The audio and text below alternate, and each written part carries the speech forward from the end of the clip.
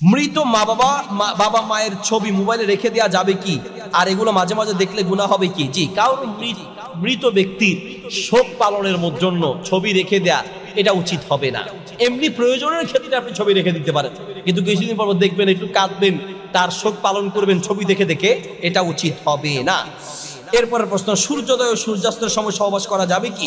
সূর্যোদয় সূর্যাস্তের সময় সহবাস করার কোনো নিষেধাজ্ঞা নেই, যেই কোনো সময় সহবাস করা যেতে পারে। শুধুমাত্র সিয়াম পালন করা অবস্থায় স্ত্রীদের হায়েজ নেফাসের সময়, যেগুলো শরীয়ত নিষেধ করেছে, এই সময় ছাড়া দিনে রাতের যে কোনো সময়, সূর্য উদয় সূর্য অস্ত, দিনে অথবা রাতে কোনো সমস্যা নেই। অনেকে মনে করে থাকেন শুধু রাতেই সহবাস করতে হবে, দিনে করা যাবে না। কেউ মনে করেন সূর্যোদয় সূর্য অস্তের সময় করা যাবে না। এগুলো হচ্ছে আমাদের সমাজের প্রচলিত কথা, এগুলো সঠিক নয়। দুধের বাচ্চার পেশাব কি পবিত্র? সে প্রস্রাব করলে সেখানে কি পানি ছিটিয়ে দিলে নাকি হবে?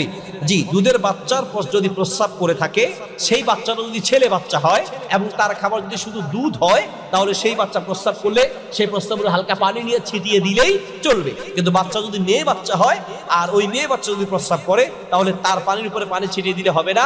যেই জায়গায় প্রস্রাব লেগেছে সেই জায়গাটা ধুয়ে নিতে হবে। যদি প্রস্রাব কোন জায়গায় লেগেছে জানা যায়, সেই জায়গাটা ধুয়ে নিলেই হবে। আর যদি জানা না যায়, তাহলে পুরো কাপড় চেঞ্জ করে পুরো কাপড়টাই ধুয়ে নিতে হবে।